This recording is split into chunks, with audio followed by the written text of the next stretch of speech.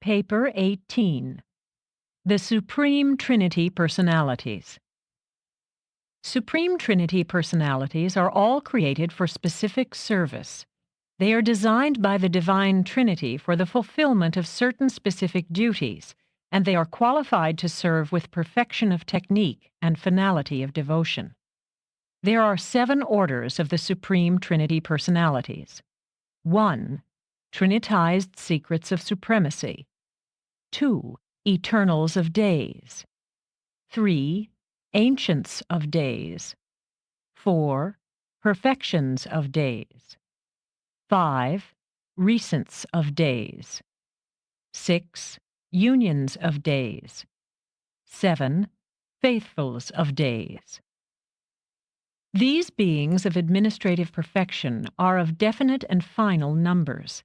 Their creation is a past event. No more are being personalized. Throughout the grand universe, these Supreme Trinity personalities represent the administrative policies of the Paradise Trinity. They represent the justice and are the executive judgment of the Paradise Trinity.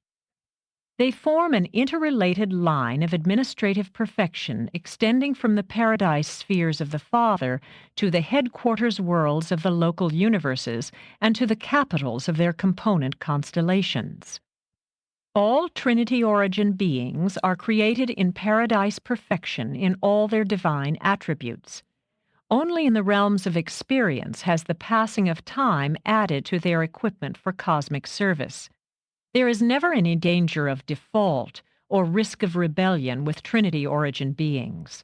They are of divinity essence, and they have never been known to depart from the divine and perfect path of personality conduct. 1. The Trinitized Secrets of Supremacy. There are 7 worlds in the innermost circuit of the Paradise satellites, and each of these exalted worlds is presided over by a core of 10 Trinitized Secrets of Supremacy. They are not creators, but they are supreme and ultimate administrators. The conduct of the affairs of these 7 fraternal spheres is wholly committed to this core of 70 supreme directors.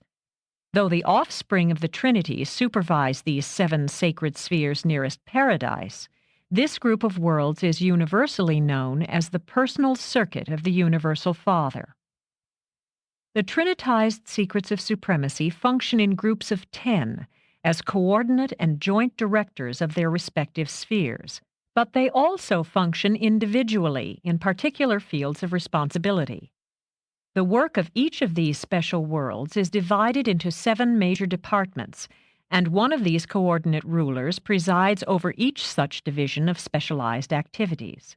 The remaining 3 act as the personal representatives of triune deity in relation to the other 7, one representing the Father, one the Son, and one the Spirit.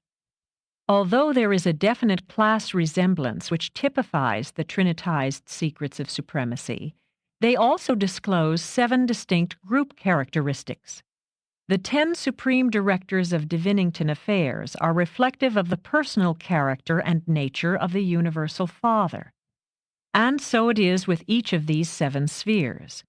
Each group of 10 resembles that deity or deity association which is characteristic of their domain.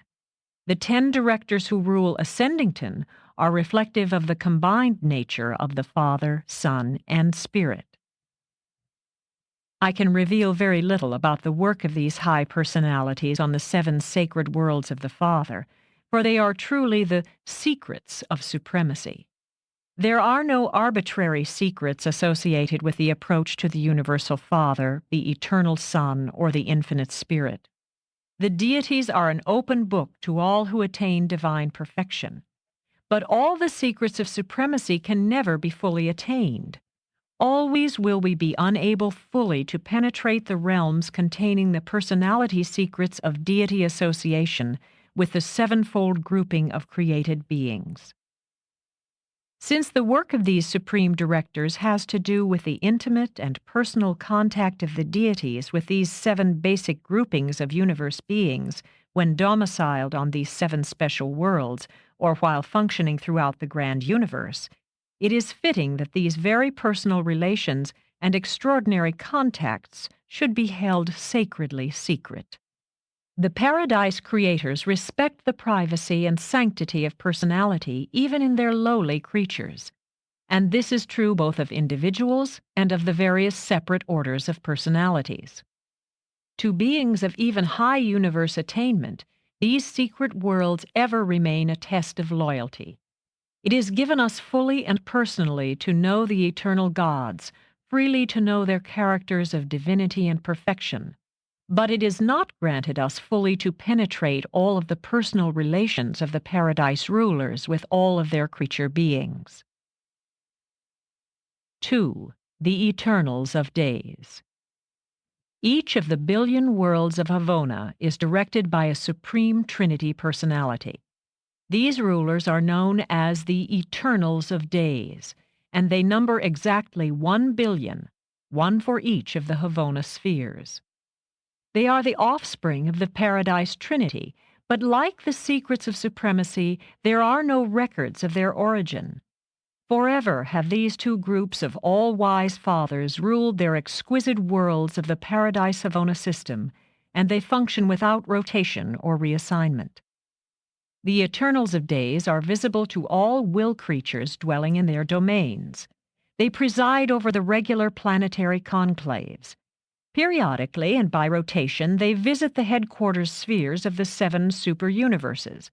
They are close of kin to and are the divine equals of the Ancients of Days, who preside over the destinies of the 7 super-governments. When an Eternal of Days is absent from his sphere, his world is directed by a Trinity teacher sun. Except for the established orders of life, such as the Havona natives and other living creatures of the central universe, the resident Eternals of Days have developed their respective spheres entirely in accordance with their own personal ideas and ideals. They visit each other's planets, but they do not copy or imitate. They are always and wholly original. The architecture, natural embellishment, Urantia structures, and spirit creations are exclusive and unique on each sphere. Every world is a place of everlasting beauty and is wholly unlike any other world in the central universe. And you will each spend a longer or shorter time on each of these unique and thrilling spheres on your way inward through Havona to Paradise. It is natural on your world to speak of Paradise as upward, but it would be more correct to refer to the divine goal of ascension as inward. 3. The Ancients of Days. When mortals of time graduate from the training world surrounding the headquarters of a local universe and are advanced to the educational spheres of their super-universe, they have progressed in spiritual development to that point where they are able to recognize and communicate with the high spiritual rulers and directors of these advanced realms, including the Ancients of Days. The Ancients of Days are all basically identical. They disclose the combined character and unified nature of the Trinity. They possess individuality and are in personality diverse, but they do not differ from each other as do the 7 master spirits. They provide the uniform directorship of the otherwise differing 7 super-universes, each of which is a distinct, segregated, and unique creation. The 7 master spirits are unlike in nature and attributes, but the Ancients of Days, the personal rulers of the super-universes, are all uniform and super-perfect offspring of the Paradise Trinity. The 7 master spirits on high determine the nature of their respective super-universes, but the Ancients of Days dictate the administration of these same super-universes. They superimpose administrative uniformity on creative diversity and ensure the harmony of the whole in the face of the underlying creational differences of the 7 segmental groupings of the grand universe. The Ancients of Days were all trinitized at the same time. They represent the beginning of the personality records of the universe of universes, hence their name, Ancients of Days. When you reach Paradise and search the written records of the beginning of things, you will find that the first entry appearing in the personality section is the recital of the trinitization of these 21 Ancients of Days. These high beings always govern in groups of 3. There are many phases of activity in which they work as individuals, still others in which any two can function, but in the higher spheres of their administration they must act jointly. They never personally leave their residential worlds, but then they do not have to, for these worlds are the super-universe focal points of the far-flung reflectivity system. The personal abodes of each trio of the Ancients of Days are located at the point of spiritual polarity on their headquarters sphere. Such a sphere is divided into 70 administrative sectors and has 70 divisional capitals in which the Ancients of Days reside from time to time. In power, scope of authority, and extent of jurisdiction, the Ancients of Days are the most powerful and mighty of any of the direct rulers of the time-space creations. In all the vast universe of universes, they alone are invested with the high powers of final executive judgment concerning the eternal extinction of will creatures. And all 3 Ancients of Days must participate in the final decrees of the supreme tribunal of a super-universe. Aside from the deities and their paradise associates, the Ancients of Days are the most perfect, most versatile, and the most divinely endowed rulers in all time-space existence. Apparently, they are the supreme rulers of the super-universes, but they have not experientially earned this right to rule, and are therefore destined sometime to be superseded by the Supreme Being, an experiential sovereign, whose vicegerents they will undoubtedly become. The Supreme Being is achieving the sovereignty of the 7 super-universes by experiential service, just as a Creator Son experientially earns the sovereignty of his local universe. But during the present age of the unfinished evolution of the Supreme, the Ancients of Days provide the coordinated and perfect administrative over-control of the evolving universes of time and space. And the wisdom of originality and the initiative of individuality characterize all the decrees and rulings of the Ancients of Days. 4. The perfections of days. There are just 210 perfections of days, and they preside over the governments of the 10 major sectors of each super-universe.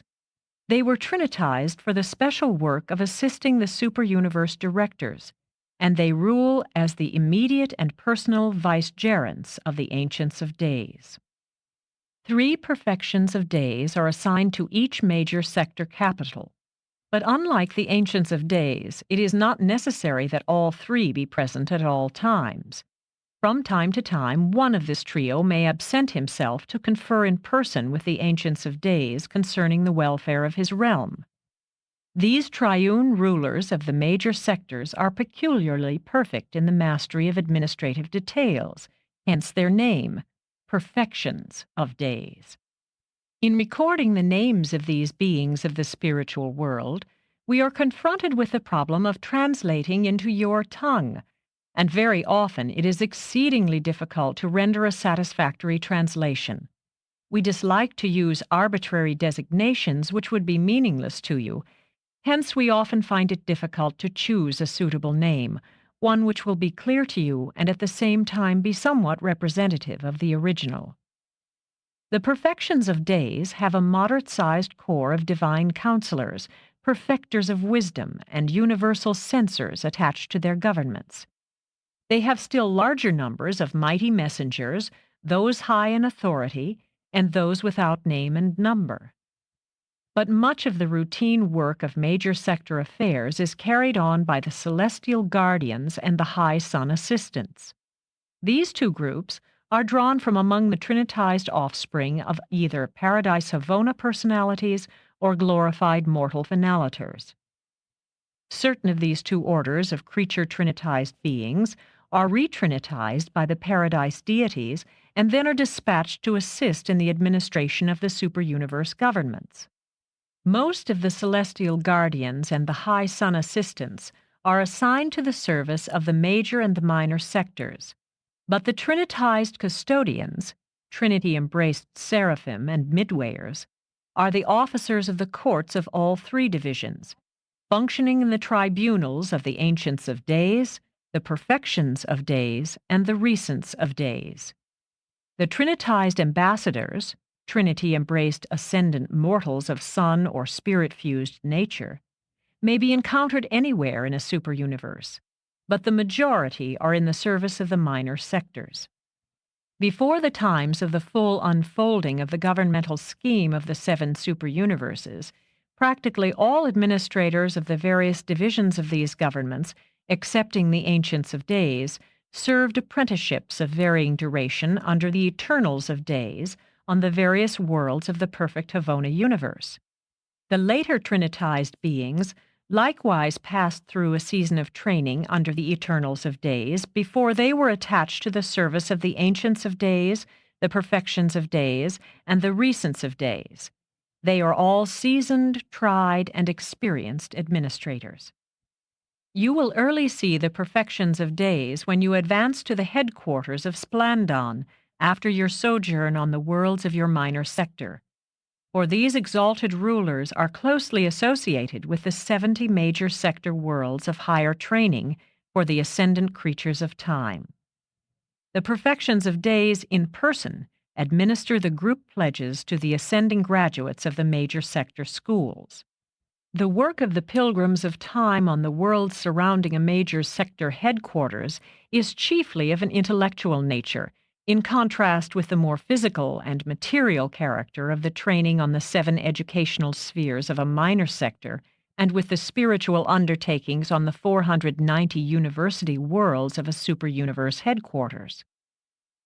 Although you are entered only upon the registry of the major sector of Splandon, which embraces the local universe of your origin, you will have to pass through every one of the 10 major divisions of our superuniverse. You will see all 30 of the Orvanton Perfections of Days before you reach Uversa. 5. The Recents of Days. The Recents of Days are the youngest of the supreme directors of the superuniverses. In groups of 3, they preside over the affairs of the minor sectors. In nature, they are coordinate with the Perfections of Days, but in administrative authority, they are subordinate. There are just 21,000 of these personally glorious and divinely efficient Trinity personalities. They were created simultaneously, and together they pass through their Havona training under the Eternals of Days. The Recents of Days have a corps of associates and assistants similar to that of the Perfections of Days. In addition, they have assigned to them enormous numbers of the various subordinate orders of celestial beings. In the administration of the minor sectors, they utilize large numbers of the resident ascending mortals, the personnel of the various courtesy colonies, and the various groups originating in the infinite spirit. The governments of the minor sectors are very largely, though not exclusively, concerned with the great physical problems of the superuniverses. The minor sector spheres are the headquarters of the master physical controllers. On these worlds, ascending mortals carry on studies and experiments having to do with an examination of the activities of the third order of the supreme power centers and of all 7 orders of the master physical controllers. Since the regime of a minor sector is so extensively concerned with physical problems, its 3 Recents of Days are seldom together on the capital sphere. Most of the time, one is away in conference with the Perfections of Days of the supervising major sector, or absent while representing the Ancients of Days at the Paradise conclaves of the High Trinity Origin beings. They alternate with the Perfections of Days in representing the Ancients of Days at the Supreme Councils on Paradise. Meanwhile, another Recent of Days may be away on a tour of inspection of the headquarters worlds of the local universes belonging to his jurisdiction. But at least one of these rulers always remains on duty at the headquarters of a minor sector. You will all sometime know the 3 Recents of Days in charge of Ensa, your minor sector, since you must pass through their hands on your way inward to the training worlds of the major sectors. In ascending to Uversa, you will pass through only one group of minor sector training spheres. 6. The Unions of Days. The Trinity personalities of the Order of Days do not function in an administrative capacity below the level of the super-universe governments. In the evolving local universes, they act only as counselors and advisors. The Unions of Days are a group of liaison personalities accredited by the Paradise Trinity to the dual rulers of the local universes. Each organized and inhabited local universe has assigned to it one of these Paradise counselors, who acts as the representative of the Trinity and in some respects of the Universal Father to the local creation.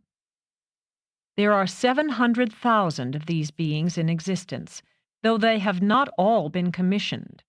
The Reserve Corps of the Unions of Days functions on Paradise as the Supreme Council of Universe Adjustments.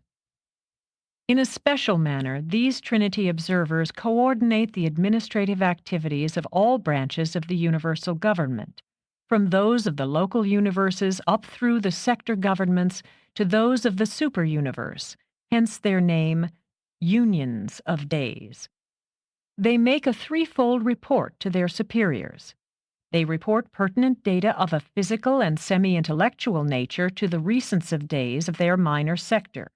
They report intellectual and quasi-spiritual happenings to the perfections of days of their major sector.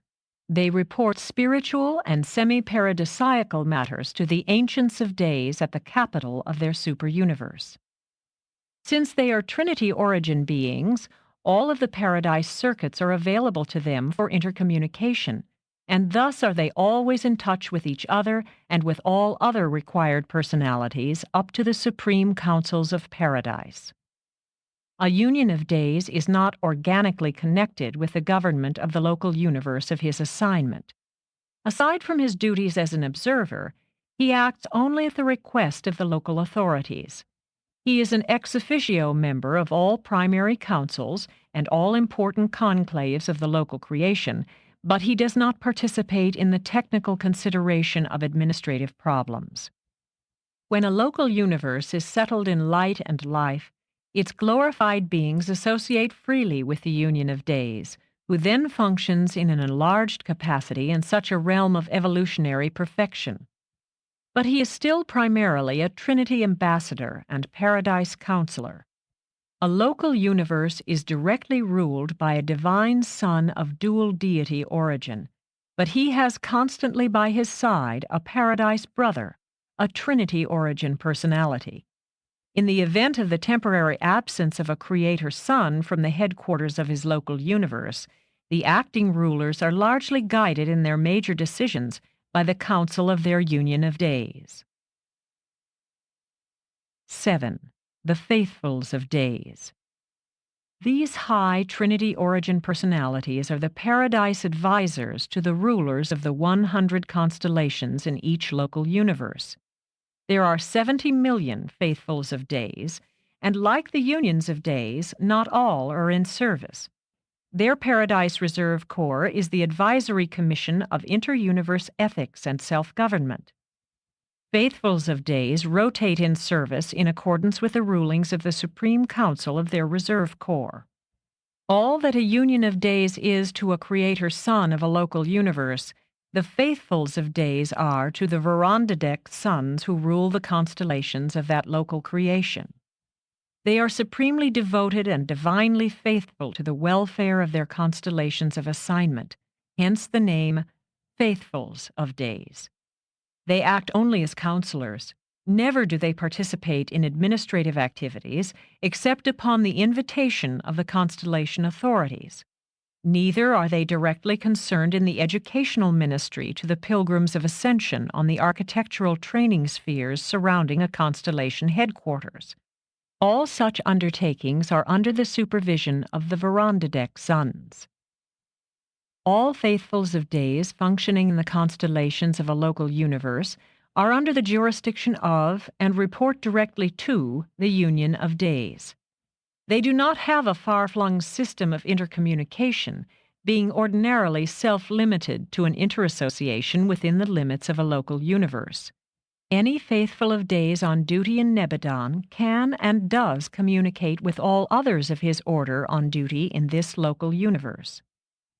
Like the Union of Days on a universe headquarters, the faithfuls of days maintain their personal residences on the constellation capitals separate from those of the administrative directors of such realms. Their abodes are indeed modest in comparison with the homes of the veranda deck rulers of the constellations. The faithfuls of days are the last link in the long administrative advisory chain which reaches from the sacred spheres of the Universal Father near the center of all things to the primary divisions of the local universes.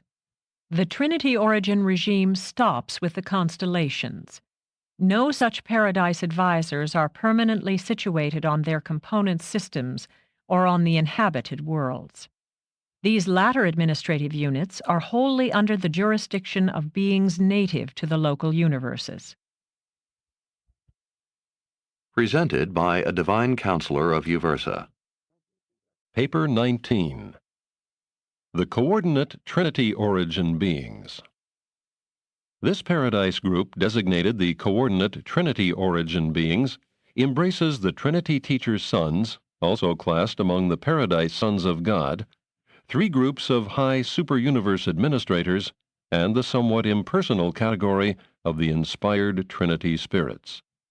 Even the Havona natives may properly be included in this classification of Trinity personalities, along with numerous groups of beings resident on Paradise. Those Trinity origin beings to be considered in this discussion are 1.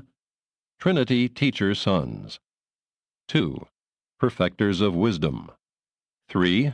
Divine Counselors, 4. Universal Censors, 5. Inspired Trinity Spirits, 6. Havona Natives, 7.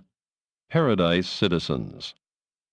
Excepting the Trinity Teacher's Sons and possibly the inspired Trinity Spirits, these groups are of definite numbers. Their creation is a finished and past event. 1. The Trinity Teacher's Sons. Of all the high orders of celestial personalities revealed to you, the Trinity Teacher's Sons alone act in a dual capacity. By origin of Trinity nature, in function they are almost wholly devoted to the services of divine sonship. They are the liaison beings who bridge the universe gulf between Trinity and dual origin personalities. While the stationary sons of the Trinity are of completed numbers, the teacher's sons are constantly increasing. What the final number of teacher's sons will be, I do not know. I can, however, state that at the last periodic report to Uversa, the Paradise records indicated 21,1,624,821 of these sons in service. These beings are the only group of the sons of God revealed to you whose origin is in the Paradise Trinity. They range the central and super universes, and an enormous core is assigned to each local universe. They also serve the individual planets, as do the other Paradise Sons of God. Since the scheme of the grand universe is not fully developed, large numbers of teacher sons are held in the reserves on Paradise, and they volunteer for emergency duty and unusual service in all divisions of the grand universe, on the lone worlds of space, in the local and super universes, and on the worlds of Havona. They also function on Paradise, but it will be more helpful to postpone their detailed consideration until we come to the discussion of the Paradise Sons of God. In this connection, however, it may be noted that teacher sons are the supreme coordinating personalities of Trinity origin. In such a far-flung universe of universes, there is always great danger of succumbing to the error of the circumscribed viewpoint, to the evil inherent in a segmentalized conception of reality and divinity. For example, the human mind would ordinarily crave to approach the cosmic philosophy portrayed in these revelations by proceeding from the simple and the finite to the complex and the infinite, from human origins to divine destinies. But that path does not lead to spiritual wisdom. Such a procedure is the easiest path to a certain form of genetic knowledge, but at best it can only reveal man's origin. It reveals little or nothing about his divine destiny. Even in the study of man's biologic evolution on Urantia, there are grave objections to the exclusive historic approach to his present-day status and his current problems. The true perspective of any reality problem, human or divine, terrestrial or cosmic, can be had only by the full and unprejudiced study and correlation of three phases of universe reality: origin, history, and destiny. The proper understanding of these three experiential realities affords the basis for a wise estimate of the current status. When the human mind undertakes to follow the philosophic technique of starting from the lower to approach the higher, whether in biology or theology, it is always in danger of committing four errors of reasoning. 1. It may utterly fail to perceive the final and completed evolutionary goal of either personal attainment or cosmic destiny. 2.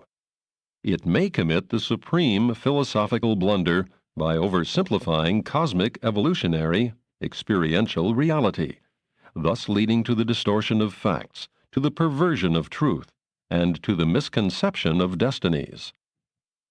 3. The study of causation is the perusal of history, but the knowledge of how a being becomes does not necessarily provide an intelligent understanding of the present status and true character of such a being. 4. History alone fails adequately to reveal future development, destiny. Finite origins are helpful, but only divine causes reveal final effects. Eternal ends are not shown in time beginnings. The present can be truly interpreted only in the light of the correlated past and future. Therefore, because of these and for still other reasons, do we employ the technique of approaching man and his planetary problems by embarkation on the time-space journey from the infinite, eternal, and divine paradise source and center of all personality reality and all cosmic existence. 2. The Perfecters of Wisdom. The perfecters of wisdom are a specialized creation of the Paradise Trinity designed to personify the wisdom of divinity in the super-universes. There are exactly 7 billion of these beings in existence, and 1 billion are assigned to each of the 7 super-universes. In common with their coordinates, the divine counselors and the universal censors, the perfecters of wisdom passed through the wisdom of Paradise, of Havona, and, except for Divinington, of the Father's paradise spheres. After these experiences, the perfecters of wisdom were permanently assigned to the service of the Ancients of Days. They serve neither on Paradise nor on the worlds of the Paradise-Havona circuits. They are wholly occupied with the administration of the super-universe governments. Wherever and whenever a perfecter of wisdom functions, there and then divine wisdom functions. There is actuality of presence and perfection of manifestation in the knowledge and wisdom represented in the doings of these mighty and majestic personalities. They do not reflect the wisdom of the Paradise Trinity, they are that wisdom. They are the sources of wisdom for all teachers in the application of universe knowledge. They are the fountains of discretion and the wellsprings of discrimination to the institutions of learning and discernment in all universes. Wisdom is twofold in origin, being derived from the perfection of divine insight, inherent in perfect beings, and from the personal experience acquired by evolutionary creatures. The perfecters of wisdom are the divine wisdom of the paradise perfection of deity insight. Their administrative associates on Uversa, the mighty messengers, those without name and number, and those high in authority when acting together, are the universe wisdom of experience. A divine being can have perfection of divine knowledge.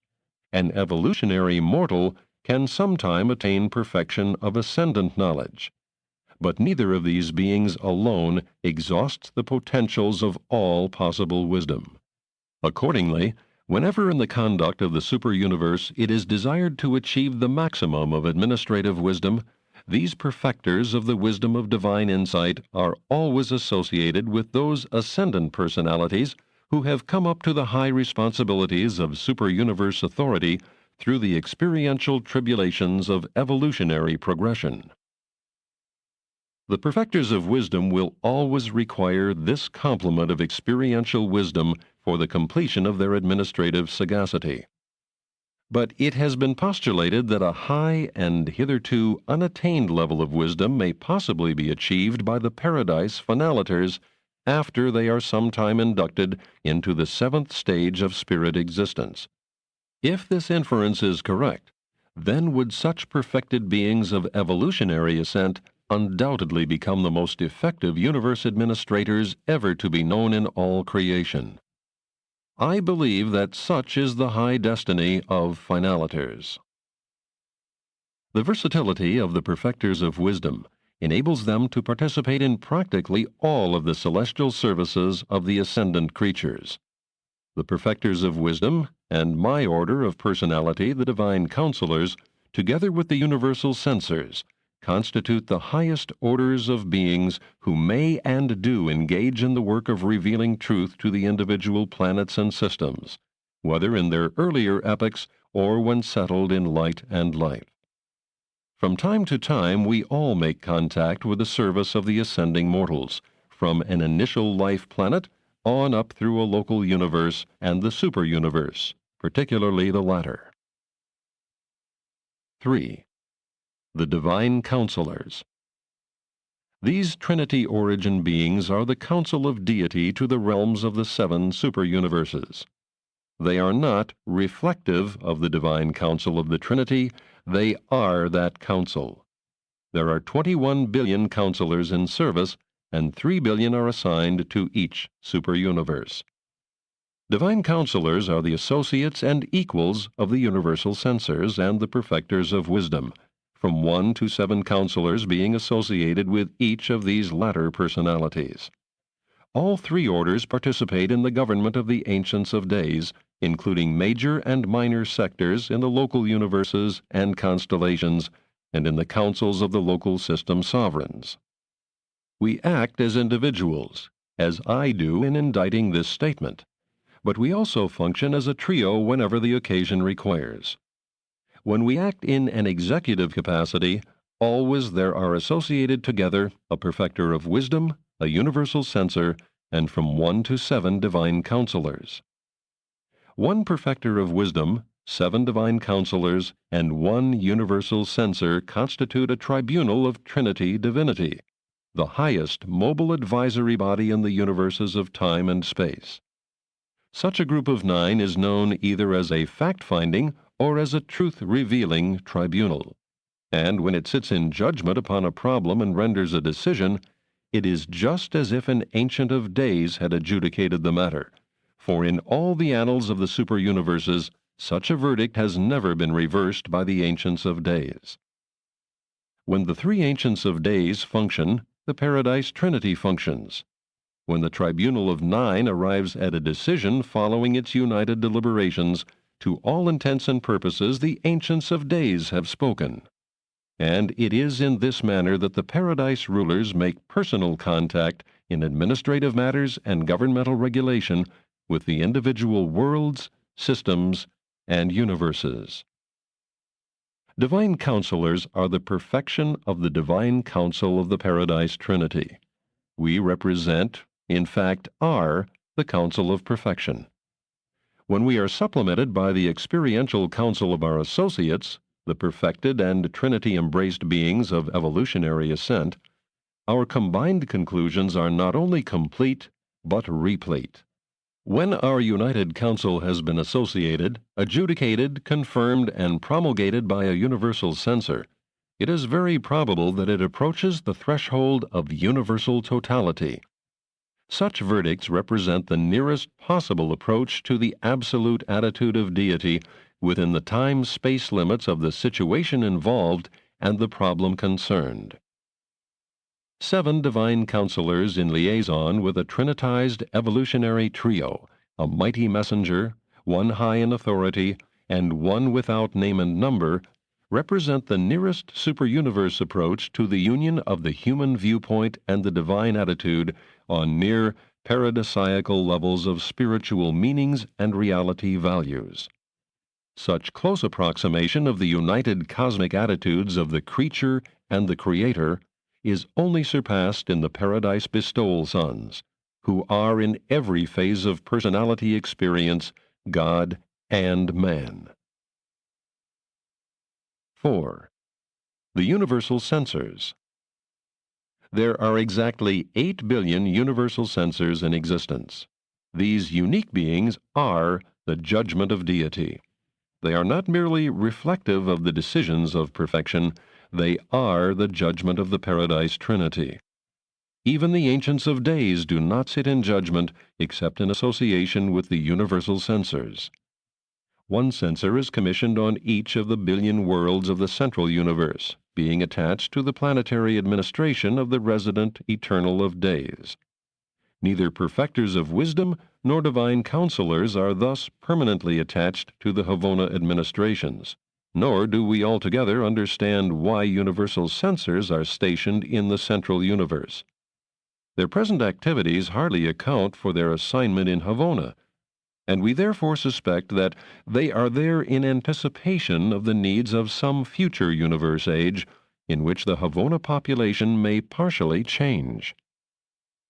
1 billion censors are assigned to each of the 7 super-universes. Both in an individual capacity and in association with perfecters of wisdom and divine counselors, they operate throughout all divisions of the 7 super-universes. Thus, the censors act on all levels of the grand universe, from the perfect worlds of Havona to the councils of the system sovereigns, and they are an organic part of all dispensational adjudications of the evolutionary worlds. Whenever and wherever a universal censor is present, then and there is the judgment of deity. And since the censors always render their verdicts in liaison with perfecters of wisdom and divine counselors, such decisions embrace the united wisdom, counsel, and judgment of the Paradise Trinity. In this juridical trio, the perfecter of wisdom would be the I was, the divine counselor the I will be, but the universal censor is always I am. The censors are universe-totaling personalities. When 1,000 witnesses have given testimony, or 1,000,000, when the voice of wisdom has spoken, and the counsel of divinity has recorded, when the testimony of ascendant perfection has been added, then the censor functions, and there is immediately revealed an unerring and divine totaling of all that has transpired. And such a disclosure represents the divine conclusion, the sum and substance of a final and perfect decision. Therefore, when a censor has spoken, no one else may speak, for the censor has depicted the true and unmistakable total of all that has gone before. When he speaks, there is no appeal. Most fully do I understand the operation of the mind of a perfecter of wisdom, but I certainly do not fully comprehend the working of the adjudicating mind of a universal censor. It appears to me that the censors formulate new meanings and originate new values from the association of the facts, truths, and findings presented to them in the course of an investigation of universe affairs. It seems probable that the universal censors are able to bring forth original interpretations of the combination of perfect creator insight and the perfected creature experience. This association of paradise perfection and universe experience undoubtedly eventuates a new value in ultimates. But this is not the end of our difficulties regarding the working of the minds of the universal censors. Having made due allowances for all that we know or conjecture about the functioning of a censor in any given universe situation, we find that we are still unable to predict decisions or to forecast verdicts. We very accurately determine the probable result of the association of creator attitude and creature experience. But such conclusions are not always accurate forecasts of censor disclosures. It seems likely that the censors are in some manner in liaison with the deity absolute. We are otherwise unable to explain many of their decisions and rulings. Perfecters of wisdom, divine counselors, and universal censors, together with the 7 orders of Supreme Trinity personalities, constitute those 10 groups which have been sometimes designated stationary sons of the Trinity. Together they comprise the grand core of Trinity administrators, rulers, executives, advisors, counselors, and judges. Their numbers slightly exceed 37 billion. 2,070,000,000 are stationed in the central universe, and just over 5 billion in each super-universe. It is very difficult to portray the functional limits of the stationary sons of the Trinity. It would be incorrect to state that their acts are finite limited, for there are transactions of super-universe record which indicate otherwise. They act on any level of universe administration or adjudication that may be required by time-space conditions and that pertains to the past, present, and future evolution of the master universe. 5. Inspired Trinity Spirits. I will be able to tell you very little concerning the inspired Trinity spirits, for they are one of the few wholly secret orders of beings in existence. Secret, no doubt, because it is impossible for them fully to reveal themselves even to those of us whose origin is so near the source of their creation. They come into being by the act of the Paradise Trinity, and may be utilized by any one or two of the deities as well as by all 3. We do not know whether these spirits are of completed numbers or are constantly increasing, but we incline to the belief that their number is not fixed. We fully understand neither the nature nor the conduct of the inspired spirits. They may possibly belong to the category of superpersonal spirits. They seem to operate over all known circuits and appear to act well nigh independently of time and space. But we know little about them except as we deduce their character from the nature of their activities, the results of which we certainly observe here and there in the universes. Under certain conditions, these inspired spirits can individualize themselves sufficiently for recognition by beings of Trinity origin. I have seen them, but it would never be possible for the lower orders of celestial beings to recognize one of them. Certain circumstances also arise from time to time in the conduct of the evolving universes in which any being of Trinity origin may directly employ these spirits in the furtherance of his assignments. We therefore know that they exist, and that under certain conditions we may command and receive their assistance, sometimes recognize their presence. But they are not a part of the manifest and definitely revealed organization entrusted with the conduct of the time-space universes before such material creations are settled in light and life. They have no clearly discernible place in the present economy or administration of the evolving 7 super-universes. They are a secret of the Paradise Trinity. The Melchizedeks of Nebadon teach that inspired Trinity spirits are destined, sometime in the eternal future, to function in the places of the solitary messengers, whose ranks are slowly but certainly being depleted by their assignment as associates of certain types of Trinitized sons. The inspired spirits are the solitary spirits of the universe of universes. As spirits, they are very much like the solitary messengers, except that the latter are distinct personalities. We obtain much of our knowledge of the inspired spirits from the solitary messengers, who detect their nearness by virtue of an inherent sensitivity to the presence of the inspired spirits, which functions just as unfailingly as a magnetic needle points to a magnetic pole.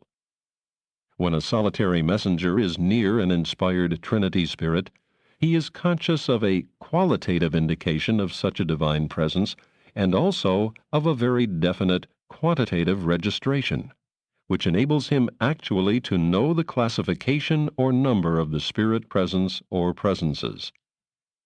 I may relate a further interesting fact. When a solitary messenger is on a planet whose inhabitants are indwelt by thought adjusters, as on Urantia, he is aware of a qualitative excitation in his detection sensitivity to spirit presence. In such instances, there is no quantitative excitation, only a qualitative agitation. When on a planet to which adjusters do not come, contact with the natives does not produce any such reaction. This suggests that thought adjusters are in some manner related to or are connected with the inspired spirits of the Paradise Trinity. In some way, they may possibly be associated in certain phases of their work, but we do not really know. They both originate near the center and source of all things, but they are not the same order of being. Thought adjusters spring from the Father alone. Inspired spirits are the offspring of the Paradise Trinity. The inspired spirits do not apparently belong to the evolutionary scheme of the individual planets or universes, and yet they seem to be almost everywhere. Even as I am engaged in the formulation of this statement, my associated solitary messenger's personal sensitivity to the presence of this order of spirit indicates that there is with us at this very moment, not over 25 feet away, a spirit of the inspired order and of the third volume of Power Presence. The third volume of Power Presence suggests to us the probability that 3 inspired spirits are functioning in liaison. Of more than 12 orders of beings associated with me at this time, the solitary messenger is the only one aware of the presence of these mysterious entities of the Trinity. And further, while we are thus apprised of the nearness of these divine spirits, we are all equally ignorant of their mission. We really do not know whether they are merely interested observers of our doings, or whether they are in some manner unknown to us, actually contributing to the success of our undertaking. We know that the Trinity teacher's sons are devoted to the conscious enlightenment of universe creatures. I have arrived at the settled conclusion that the inspired Trinity spirits, by superconscious techniques, are also functioning as teachers of the realms.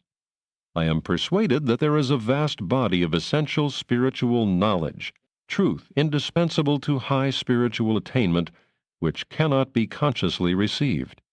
Self-consciousness would effectively jeopardize the certainty of reception. If we are right in this concept, and my entire order of being shares it, it may be the mission of these inspired spirits to overcome this difficulty, to bridge this gap in the universal scheme of moral enlightenment and spiritual advancement. We think that these 2 types of Trinity origin teachers effect some kind of liaison in their activities, but we do not really know. On the super-universe training worlds and on the eternal circuits of Havona, I have fraternized with the perfecting mortals, spiritualized and descendant souls from the evolutionary realms, but never have they been aware of the inspired spirits, which ever and anon the powers of detection resident in the solitary messengers would indicate were very near us. I have freely conversed with all orders of the sons of God, high and low, and they likewise are unconscious of the admonitions of the inspired Trinity spirits. They can and do look back in their experiences and recount happenings which are difficult to explain if the action of such spirits is not taken into account. But excepting solitary messengers, and sometimes Trinity origin beings, none of the celestial family have ever been conscious of the nearness of the inspired spirits. I do not believe the inspired Trinity spirits are playing hide and seek with me. They are probably trying just as hard to disclose themselves to me as I am to communicate with them. Our difficulties and limitations must be mutual and inherent. I am satisfied that there are no arbitrary secrets in the universe. Therefore will I never cease in my efforts to solve the mystery of the isolation of these spirits belonging to my order of creation. And from all this, you mortals just now taking your first step on the eternal journey, can well see that you must advance a long way before you will progress by sight and material assurance. You will long use faith and be dependent on revelation if you hope to progress quickly and safely. 6. Havona natives. The Havona natives are the direct creation of the Paradise Trinity, and their number is beyond the concept of your circumscribed minds. Neither is it possible for Urantians to conceive of the inherent endowments of such divinely perfect creatures as these Trinity origin races of the eternal universe. You can never truly envisage these glorious creatures. You must await your arrival in Havona, when you can greet them as spirit comrades. During your long sojourn on the billion worlds of Havona culture, you will develop an eternal friendship for these superb beings.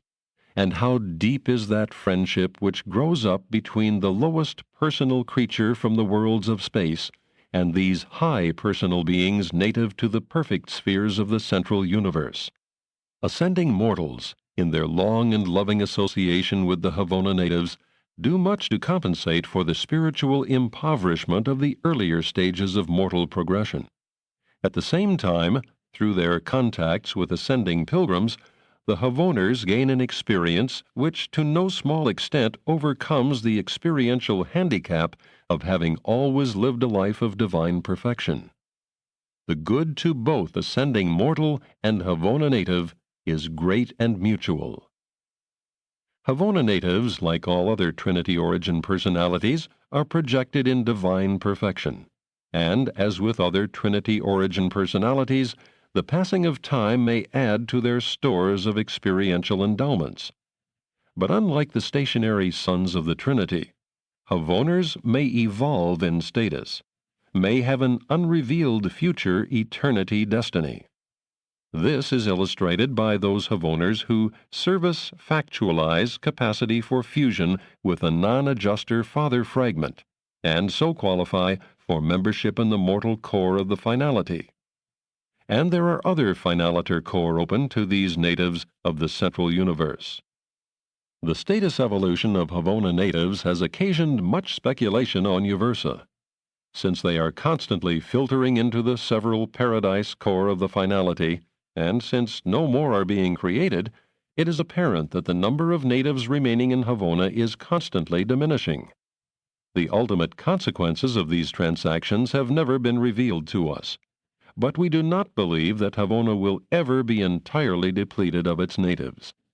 We have entertained the theory that Havoners will possibly cease entering the finaliter core sometime during the ages of the successive creations of the outer space levels. We have also entertained the thought that in these subsequent universe ages, the central universe may be peopled by a mixed group of resident beings, a citizenship consisting only in part of the original Havona natives.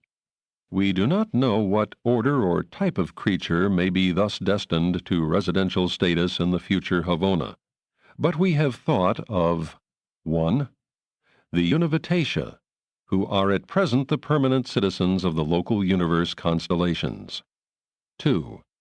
Future types of mortals who may be born on the inhabited spheres of the super-universes in the flowering of the ages of light and life. 3.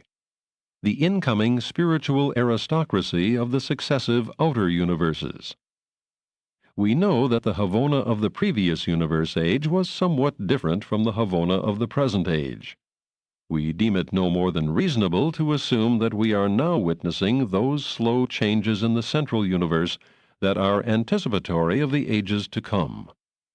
One thing is certain: the universe is non-static.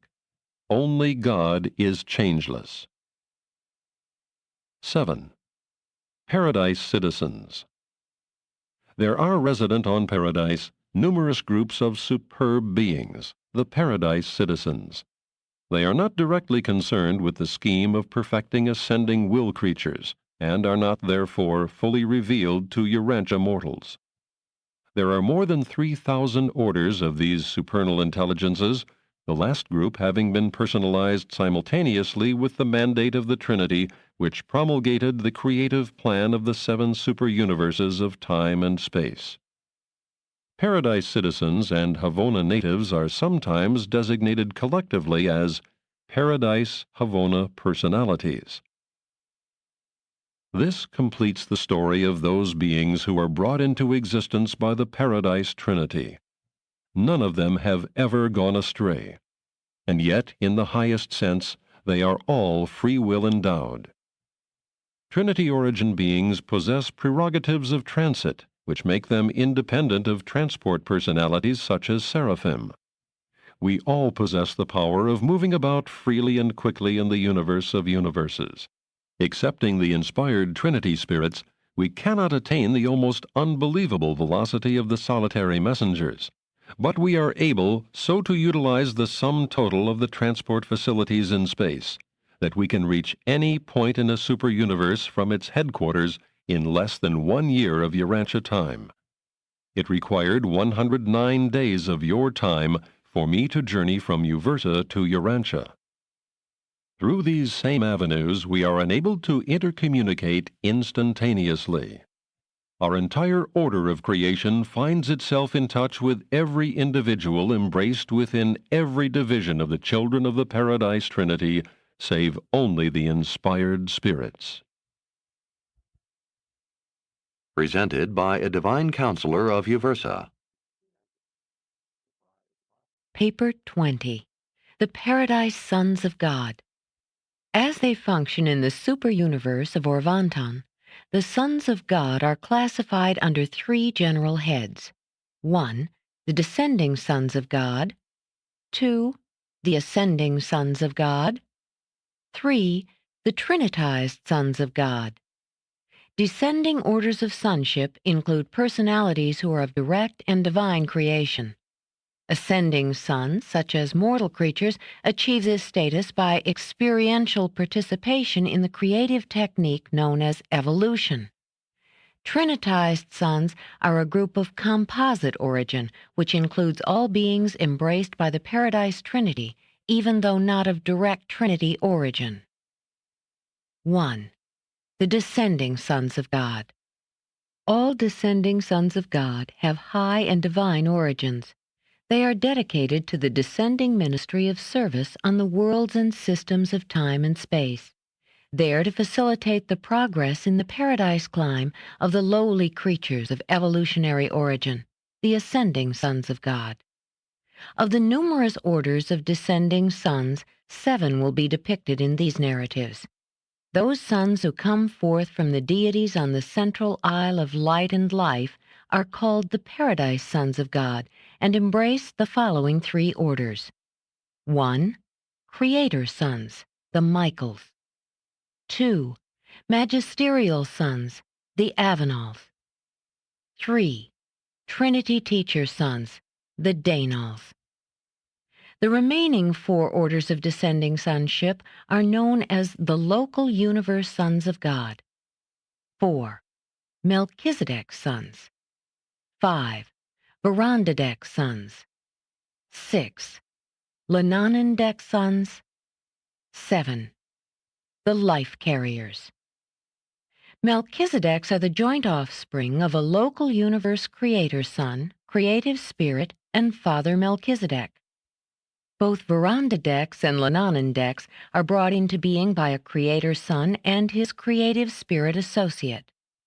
Verandadek's are best known as the Most Highs, the Constellation Fathers, Lenanendek's as system sovereigns and as planetary princes.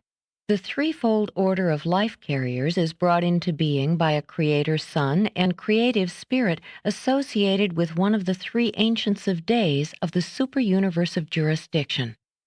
But the natures and activities of these local universe sons of God are more properly portrayed in those papers dealing with the affairs of the local creations. The Paradise Sons of God are of threefold origin. The primary or creator sons are brought into being by the Universal Father and the Eternal Son. The secondary or magisterial sons are children of the Eternal Son and the Infinite Spirit.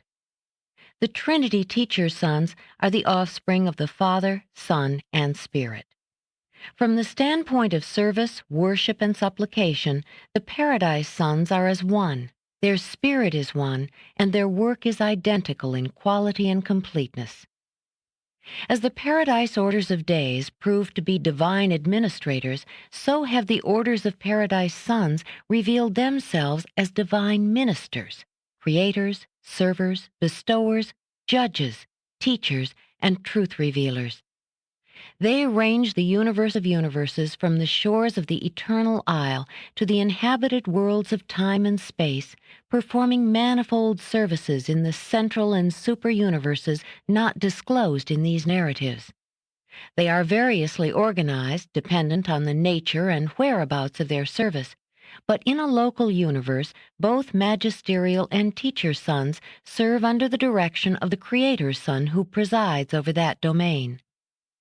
The Creator's Sons seem to possess a spiritual endowment centering in their persons, which they control and which they can bestow, as did your own Creator's Son when he poured out his Spirit upon all mortal flesh on Urantia.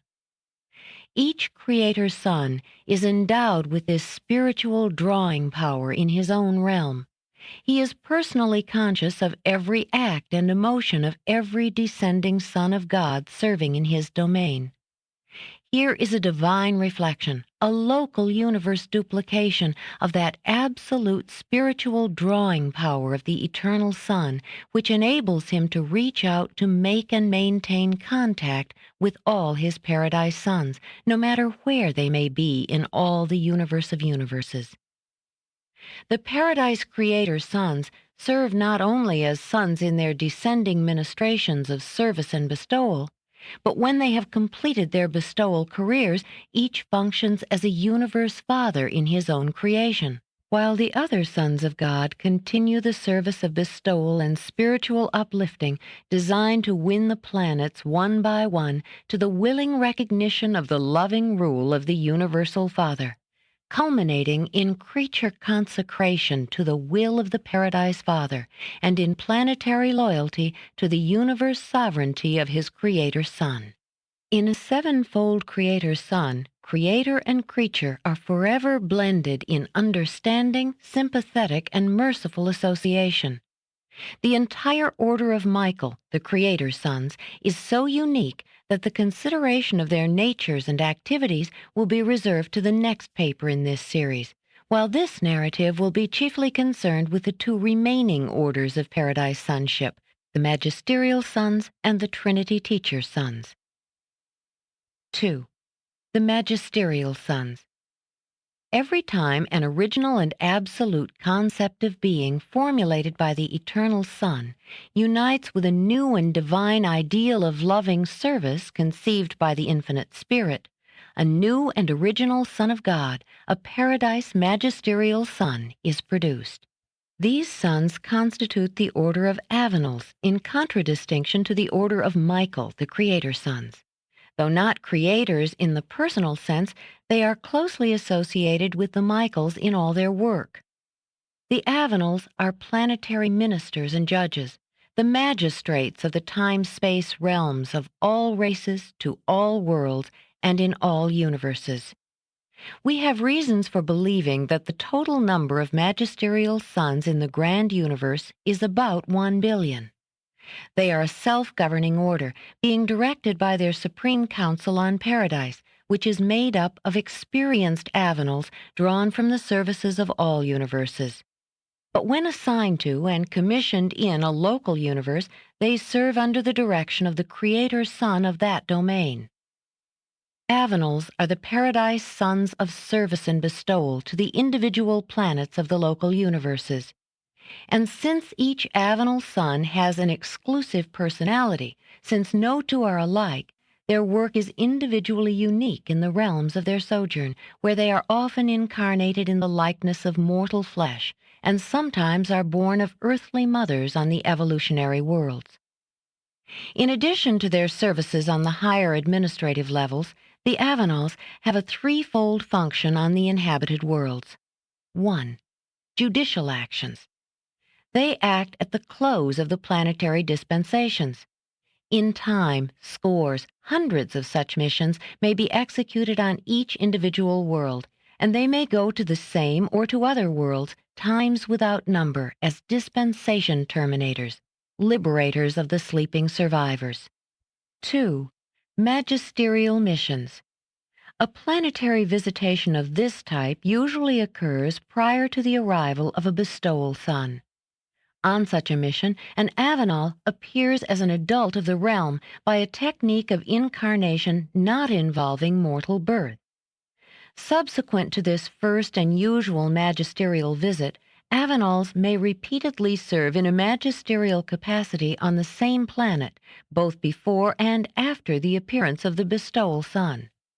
On these additional magisterial missions, an Avenal may or may not appear in material and visible form, but on none of them will he be born into the world as a helpless babe. 3. Bestowal missions. The Avenal sons do all, at least once, bestow themselves upon some mortal race on some evolutionary world. Judicial visits are numerous. Magisterial missions may be plural, but on each planet there appears but one bestowal son. Bestowal Avenals are born of woman, as Michael of Nebadon was incarnated on Urantia. There is no limit to the number of times the Avenal sons may serve on magisterial and on bestowal missions. But usually when the experience has been 7 times traversed, there is suspension in favor of those who have had less of such service. These sons of multiple bestowal experience are then assigned to the high personal council of a creator's son, thus becoming participants in the administration of universe affairs. In all their work for and on the inhabited worlds, the magisterial sons are assisted by 2 orders of local universe creatures, the Melchizedeks and the archangels, while on bestowal missions they are also accompanied by the brilliant evening stars, likewise of origin in the local creations. In every planetary effort, the secondary paradise sons, the Avenals, are supported by the full power and authority of a primary paradise son, the creator son of their local universe of service. To all intents and purposes, their work on the inhabited spheres is just as effective and acceptable as would have been the service of a creator's son upon such worlds of mortal habitation. 3. Judicial actions. The Avenals are known as magisterial sons because they are the high magistrates of the realms, the adjudicators of the successive dispensations of the worlds of time. They preside over the awakening of the sleeping survivors, sit in judgment on the realm, bring to an end a dispensation of suspended justice, execute the mandates of an age of probationary mercy, reassign the space creatures of planetary ministry to the tasks of the new dispensation, and return to the headquarters of their local universe upon the completion of their mission. When they sit in judgment on the destinies of an age, the Avenals decree the fate of the evolutionary races. But though they may render judgments extinguishing the identity of personal creatures, they do not execute such sentences. Verdicts of this nature are executed by none but the authorities of a super-universe. The arrival of a Paradise Avenal on an evolutionary world for the purpose of terminating a dispensation and of inaugurating a new era of planetary progression is not necessarily either a magisterial mission or a bestowal mission. Magisterial missions sometimes and bestowal missions always are incarnations. That is, on such assignments, the Avenals serve on a planet in material form, literally. Their other visits are technical, and in this capacity an Avenal is not incarnated for planetary service. If a magisterial son comes solely as a dispensational adjudicator, he arrives on a planet as a spiritual being, invisible to the material creatures of the realm. Such technical visits occur repeatedly in the long history of an inhabited world. Avenal sons may act as planetary judges prior to both the magisterial and bestowal experiences. On either of these missions, however, the incarnated son will judge the passing planetary age. Likewise does a Creator Son when incarnated on a mission of bestowal in the likeness of mortal flesh. When a Paradise Son visits an evolutionary world and becomes like one of its people, his presence terminates a dispensation and constitutes a judgment of the realm. 4. Magisterial missions. Prior to the planetary appearance of a bestowal son, an inhabited world is usually visited by a Paradise Avenal on a magisterial mission. If it is an initial magisterial visitation, the Avenal is always incarnated as a material being. He appears on the planet of assignment as a full-fledged male of the mortal races, a being fully visible to and in physical contact with the mortal creatures of his day and generation. Throughout a magisterial incarnation, the connection of the Avenal Son with the local and the universal spiritual forces is complete and unbroken. A planet may experience many magisterial visitations both before and after the appearance of a bestowal son. It may be visited many times by the same or other Avenals, acting as dispensational adjudicators. But such technical missions of judgment are neither bestowal nor magisterial, and the Avenals are never incarnated at such times. Even when a planet is blessed with repeated magisterial missions, the Avenals do not always submit to mortal incarnation. And when they do serve in the likeness of mortal flesh, they always appear as adult beings of the realm. They are not born of woman. When incarnated on either bestowal or magisterial missions, the Paradise Sons have experienced adjusters, and these adjusters are different for each incarnation. The adjusters that occupy the minds of the incarnated sons of God can never hope for personality through fusion with the human divine beings of their indwelling, but they are often personalized by fiat of the Universal Father. Such adjusters form the Supreme Divinington Council of Direction for the administration, identification, and dispatch of mystery monitors to the inhabited realms. They also receive and accredit adjusters on their return to the bosom of the Father upon the mortal dissolution of their earthly tabernacles. In this way, the faithful adjusters of the world judges become the exalted chiefs of their kind. Urantia has never been host to an Avenal son on a magisterial mission. Had Urantia followed the general plan of inhabited worlds, it would have been blessed with a magisterial mission sometime between the days of Adam and the bestowal of Christ Michael. But the regular sequence of Paradise Sons on your planet was wholly deranged by the appearance of your Creator's Son on his terminal bestowal 1900 years ago. Urantia may yet be visited by an Avenal commissioned to incarnate on a magisterial mission. But regarding the future appearance of Paradise Sons, not even the angels in heaven know the time or manner of such visitations. For a Michael bestowal world becomes the individual and personal ward of a master son, and as such is wholly subject to his own plans and rulings. And with your world, this is further complicated by Michael's promise to return. Regardless of the misunderstandings about the Urantian sojourn of Michael of Nebadon, one thing is certainly authentic: his promise to come back to your world. In view of this prospect, only time can reveal the future order of the visitations of the Paradise Sons of God on Urantia. 5. Bestowal of the Paradise Sons of God. The Eternal Son is the eternal Word of God. The Eternal Son is the perfect expression of the first absolute and infinite thought of his eternal Father.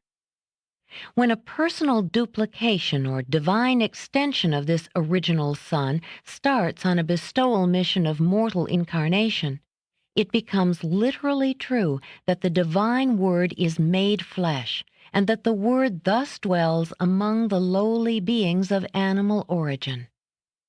On Urantia, there is a widespread belief that the purpose of a son's bestowal is, in some manner, to influence the attitude of the Universal Father. But your enlightenment should indicate that this is not true. The bestowals of the Avenel and the Michael sons are a necessary part of the experiential process designed to make these sons safe and sympathetic magistrates and rulers of the peoples and planets of time and space. The career of sevenfold bestowal is the supreme goal of all Paradise Creator sons, and all magisterial sons are motivated by this same spirit of service which so abundantly characterizes the primary Creator sons and the eternal Son of Paradise. Some order of Paradise Son must be bestowed upon each mortal inhabited world in order to make it possible for thought adjusters to indwell the minds of all normal human beings on that sphere, for the adjusters do not come to all bona fide human beings until the Spirit of Truth has been poured out upon all flesh. And the sending of the Spirit of Truth is dependent upon the return to universe headquarters of a Paradise Son who has successfully executed a mission of mortal bestowal upon an evolving world. During the course of the long history of an inhabited planet, many dispensational adjudications will take place, and more than one magisterial mission may occur. But ordinarily, only once will a bestowal son serve on the sphere. It is only required that each inhabited world have one bestowal son come to live the full mortal life from birth to death. Sooner or later, regardless of spiritual status, every mortal inhabited world is destined to become host to a magisterial son on a bestowal mission, except the one planet in each local universe whereon a Creator's Son elects to make his mortal bestowal. Understanding more about the bestowal sons, you discern why so much interest attaches to Urantia in the history of Nebadon. Your small and insignificant planet is of local universe concern simply because it is the mortal homeworld of Jesus of Nazareth. It was the scene of the final and triumphant bestowal of your Creator Son, the arena in which Michael won the supreme personal sovereignty of the universe of Nebadon.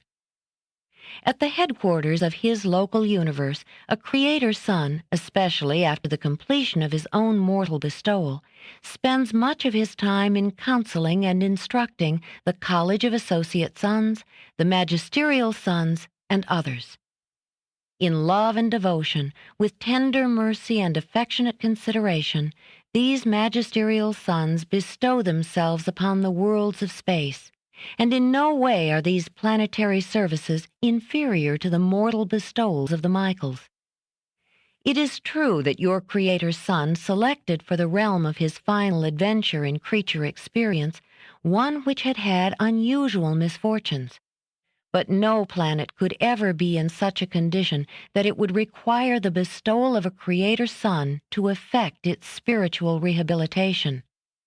Any son of the bestowal group would have equally sufficed, for in all their work on the worlds of a local universe, the magisterial sons are just as divinely effective and all-wise as would have been their Paradise brother, the Creator Son.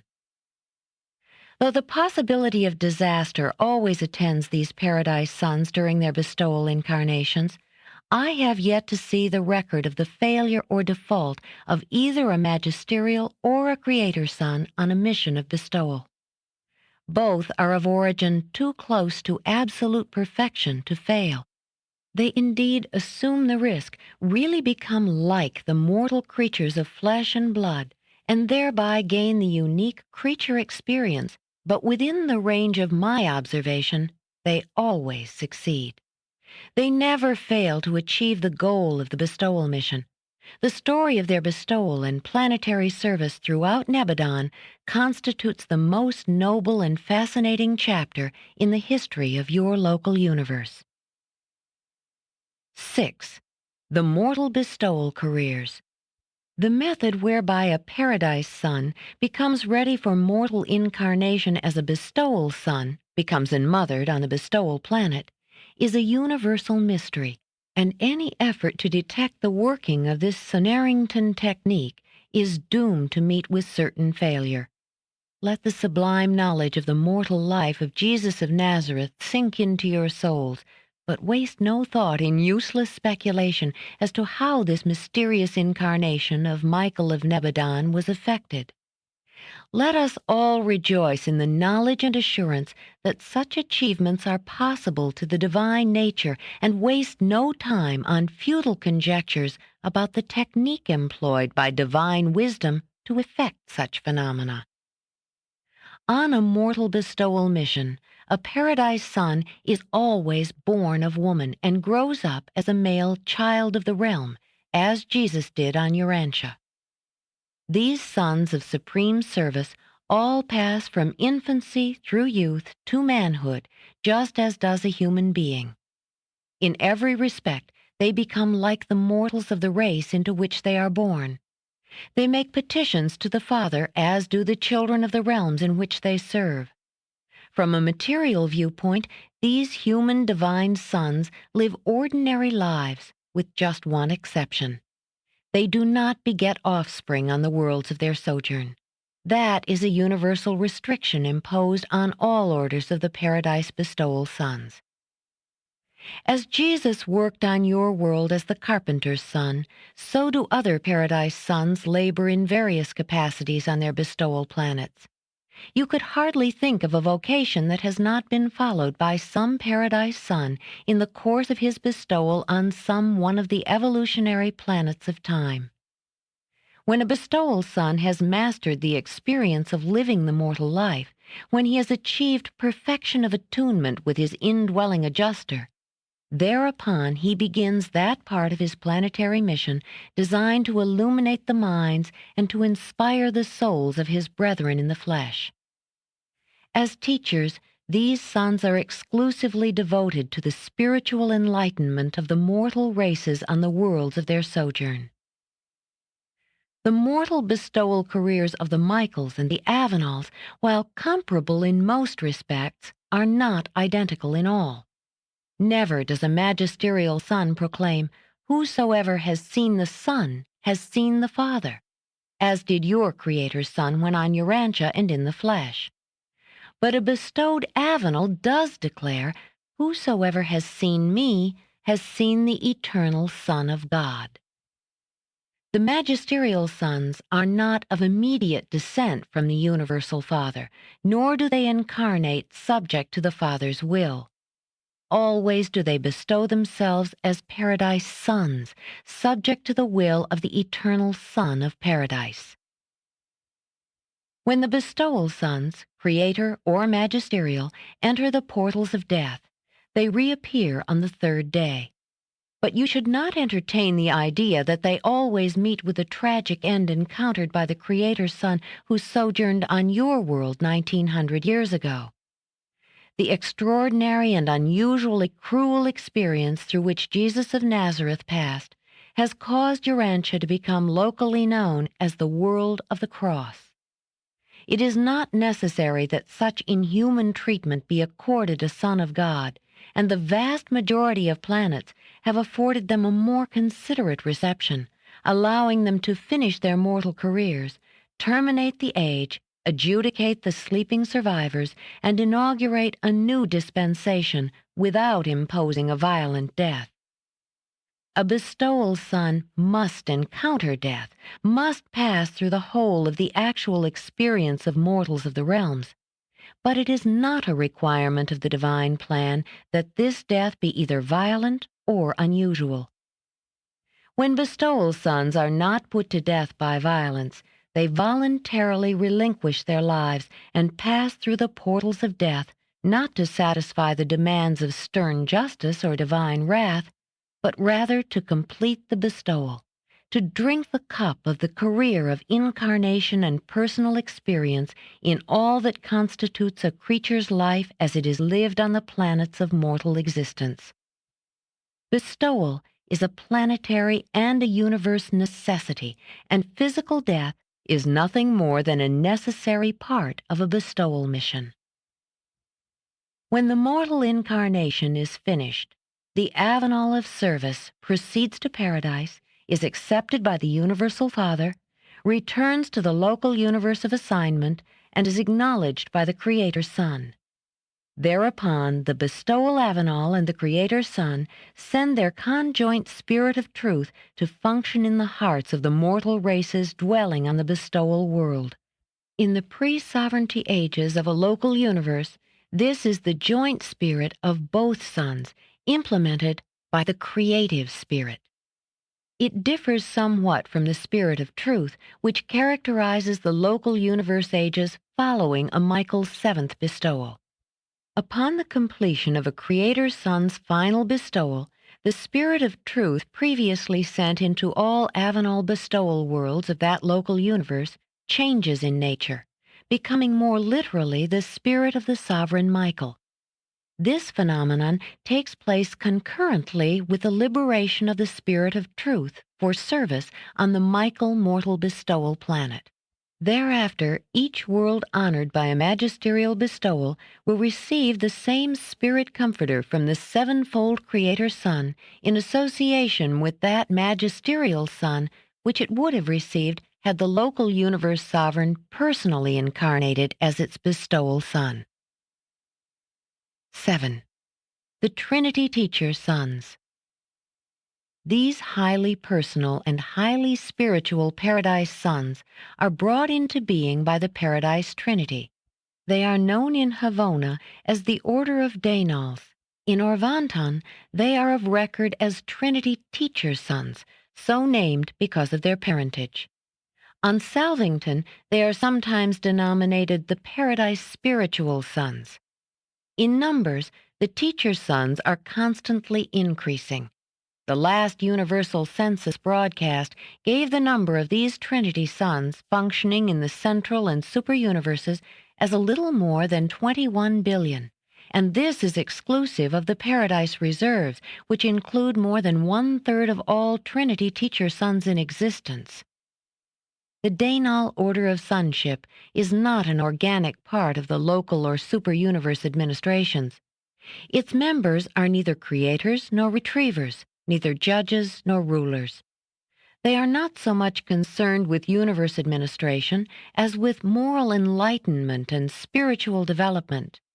They are the universal educators, being dedicated to the spiritual awakening and moral guidance of all realms. Their ministry is intimately interrelated with that of the personalities of the Infinite Spirit and is closely associated with the Paradise Ascension of creature beings. These sons of the Trinity partake of the combined natures of the three Paradise deities, but in Havona they seem more to reflect the nature of the Universal Father. In the super-universes they seem to portray the nature of the Eternal Son, while in the local creations they appear to show forth the character of the Infinite Spirit. In all universes, they are the embodiment of service and the discretion of wisdom. Unlike their Paradise brethren, Michaels and Avenals, Trinity Teacher Sons receive no preliminary training in the central universe. They are dispatched directly to the headquarters of the super-universes, and from there are commissioned for service in some local universe. In their ministry to these evolutionary realms, they utilize the combined spiritual influence of a Creator Sun and the associated magisterial sons, for the Daynals do not possess a spiritual drawing power in and of themselves. 8. Local Universe Ministry of the Daynals. The Paradise Spiritual Sons are unique Trinity origin beings, and the only Trinity creatures to be so completely associated with the conduct of the dual origin universes. They are affectionately devoted to the educational ministry to mortal creatures and the lower orders of spiritual beings. They begin their labors in the local systems and, in accordance with experience and achievement, are advanced inward through the constellation service to the highest work of the local creation. Upon certification, they may become spiritual ambassadors representing the local universes of their service. The exact number of teacher sons in Nebadon I do not know. There are many thousands of them. Many of the heads of departments in the Melchizedek schools belong to this order, while the combined staff of the regularly constituted University of Salvington embraces over 100,000, including these sons. Large numbers are stationed on the various Urantia training worlds, but they are not wholly occupied with the spiritual and intellectual advancement of mortal creatures. They are equally concerned with the instruction of seraphic beings and other natives of the local creations. Many of their assistants are drawn from the ranks of the creature trinitized beings. The teacher's sons compose the faculties who administer all examinations and conduct all tests for the qualification and certification of all subordinate phases of universe service, from the duties of outpost sentinels to those of star students. They conduct an age-long course of training, ranging from the planetary courses up to the High College of Wisdom located on Salvington. Recognition indicative of effort and attainment is granted to all, ascending mortal or ambitious cherubim, who complete these adventures in wisdom and truth. In all universes, all the sons of God are beholden to these ever-faithful and universally efficient Trinity teacher sons. They are the exalted teachers of all spirit personalities, even the tried and true teachers of the sons of God themselves. But of the endless details of the duties and functions of the teacher sons, I can hardly instruct you. The vast domain of Dainal sonship activities will be better understood on Urantia when you are more advanced in intelligence and after the spiritual isolation of your planet has been terminated. 9. Planetary service of the Dainals. When the progress of events on an evolutionary world indicates that the time is ripe to initiate a spiritual age, the Trinity teacher sons always volunteer for this service. You are not familiar with this order of sonship because Urantia has never experienced a spiritual age, a millennium of cosmic enlightenment. But the teacher sons even now visit your world for the purpose of formulating plans concerning their projected sojourn on your sphere. They will be due to appear on Urantia after its inhabitants have gained comparative deliverance from the shackles of animalism and from the fetters of materialism. Trinity teacher sons have nothing to do with terminating planetary dispensations. They neither judge the dead nor translate the living. But on each planetary mission, they are accompanied by a magisterial son who performs these services. Teacher sons are wholly concerned with the initiation of a spiritual age, with the dawn of the era of spiritual realities on an evolutionary planet. They make real the spiritual counterparts of material knowledge and temporal wisdom. The teacher's sons usually remain on their visitation planets for 1,000 years of planetary time. One teacher son presides over the planetary millennial reign and is assisted by 70 associates of his order. The Dainals do not incarnate or otherwise so materialize themselves as to be visible to mortal beings. Therefore is contact with the world of visitation maintained through the activities of the brilliant evening stars, local universe personalities who are associated with the Trinity teacher sons. The Dainals may return many times to an inhabited world, and following their final mission, the planet will be ushered into the settled status of a sphere of light and life, the evolutionary goal of all the mortal inhabited worlds of the present universe age. The mortal core of the finality has much to do with the spheres settled in light and life, and their planetary activities touch upon those of the teacher sons. Indeed, the whole order of Dainal sonship is intimately connected with all phases of finaliter activities in the evolutionary creations of time and space. The Trinity teacher sons seem to be so completely identified with the regime of mortal progression through the earlier stages of evolutionary ascension that we are often led to speculate regarding their possible association with the finaliters in the undisclosed career of the future universes. we observe that the administrators of the super-universes are part Trinity origin personalities and part Trinity-embraced ascendant evolutionary creatures. We firmly believe that the teacher's sons and the finaliters are now engaged in acquiring the experience of time association, which may be the preliminary training to prepare them for close association in some unrevealed future destiny. On Uversa, it is our belief that when the super-universes are finally settled in light and life, these Paradise Teacher sons, who have become so thoroughly familiar with the problems of evolutionary worlds and have been so long associated with the career of evolutionary mortals, will probably be transferred to eternal association with the Paradise core of the finality. 10. United Ministry of the Paradise Sons. All the Paradise Sons of God are divine in origin and in nature. The work of each Paradise Son in behalf of each world is just as if the Son of Service were the first and only Son of God. The Paradise Sons are the divine presentation of the acting natures of the three persons of deity to the domains of time and space. The Creator, Magisterial, and Teacher's sons are the gifts of the eternal deities to the children of men and to all other universe creatures of ascension potential. These sons of God are the divine ministers who are unceasingly devoted to the work of helping the creatures of time attain the high spiritual goal of eternity. In the Creator's sons, the love of the Universal Father is blended with the mercy of the Eternal Son and is disclosed to the local universes in the creative power, loving ministry, and understanding sovereignty of the Michaels. In the Magisterial sons, the mercy of the Eternal Son, united with the ministry of the Infinite Spirit, is revealed to the evolutionary domains in the careers of these Avenals of judgment, service, and bestowal.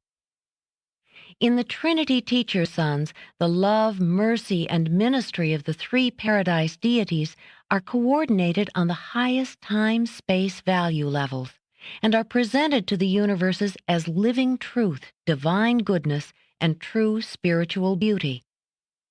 In the local universes, these orders of sonship collaborate to effect the revelation of the deities of Paradise to the creatures of space. As the father of a local universe, a Creator Son portrays the infinite character of the Universal Father. As the bestowal sons of mercy, the Avenals reveal the matchless nature of the Eternal Son of infinite compassion. As the true teachers of ascending personalities, the Trinity Dainal sons disclose the teacher personality of the Infinite Spirit. In their divinely perfect cooperation, Michaels, Avenals, and Dainals are contributing to the actualization and revelation of the personality and sovereignty of God the Supreme in and to the time-space universes. In the harmony of their triune activities, these Paradise Sons of God ever function in the vanguard of the personalities of deity as they follow the never-ending expansion of the divinity of the first great source and center, from the everlasting Isle of Paradise into the unknown depths of space. Presented by a perfecter of wisdom from Uversa. Paper 21. The Paradise Creator Sons. The Creator Sons are the makers and rulers of the local universes of time and space. These universe creators and sovereigns are of dual origin, embodying the characteristics of God the Father and God the Son. But each Creator Son is different from every other. Each is unique in nature as well as in personality. Each is the only begotten Son of the perfect deity ideal of his origin. In the vast work of organizing, evolving, and perfecting a local universe, these high sons always enjoy the sustaining approval of the Universal Father. The relationship of the Creator Sons with their Paradise Father is touching and superlative. No doubt the profound affection of the deity parents for their divine progeny is the wellspring of that beautiful and well-nigh divine love which even mortal parents bear their children. These primary paradise sons are personalized as Michaels. As they go forth from paradise to found their universes, they are known as Creator Michaels. When settled in supreme authority, they are called Master Michaels. Sometimes we refer to the sovereign of your universe of Nebadon as Christ Michael. Always and forever do they reign after the Order of Michael, that being the designation of the first son of their order and nature. The original or firstborn Michael has never experienced incarnation as a material being, but 7 times he passed through the experience of spiritual creature ascent on the 7 circuits of Avona, advancing from the outer spheres to the innermost circuit of the central creation. The Order of Michael knows the grand universe from one end to the other. There is no essential experience of any of the children of time and space in which the Michaels have not personally participated. They are in fact partakers not only of the divine nature, but also of your nature, meaning all natures, from the highest to the lowest. The original Michael is the presiding head of the primary paradise sons when they assemble for conference at the center of all things. Not long since on Uversa, we recorded a universal broadcast of a conclave extraordinary on the eternal isle of 150,000 creator sons assembled in the parental presence and engaged in deliberations having to do with the progress of the unification and stabilization of the universe of universes. This was a selected group of sovereign Michaels, 7-fold bestowal sons. 1. Origin and nature of creator sons.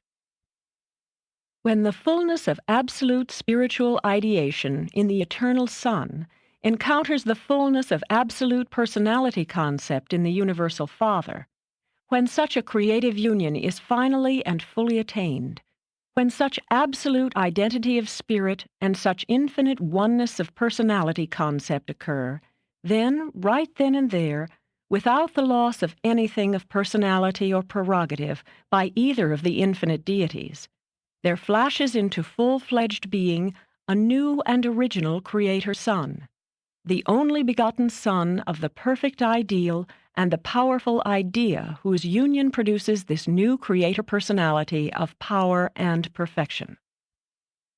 Each Creator Son is the only begotten and only begettable offspring of the perfect union of the original concepts of the 2 infinite and eternal and perfect minds of the ever-existent creators of the universe of universes.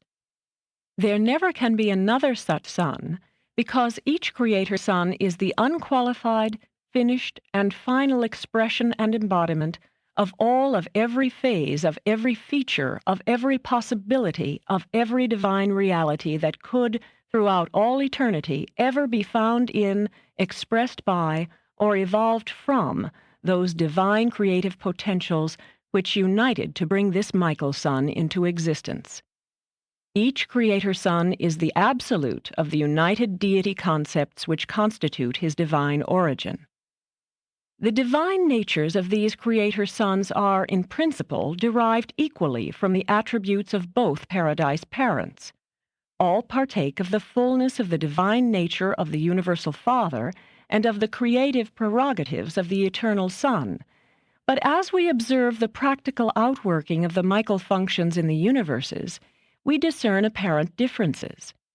Some Creator Sons appear to be more like God the Father, others more like God the Son.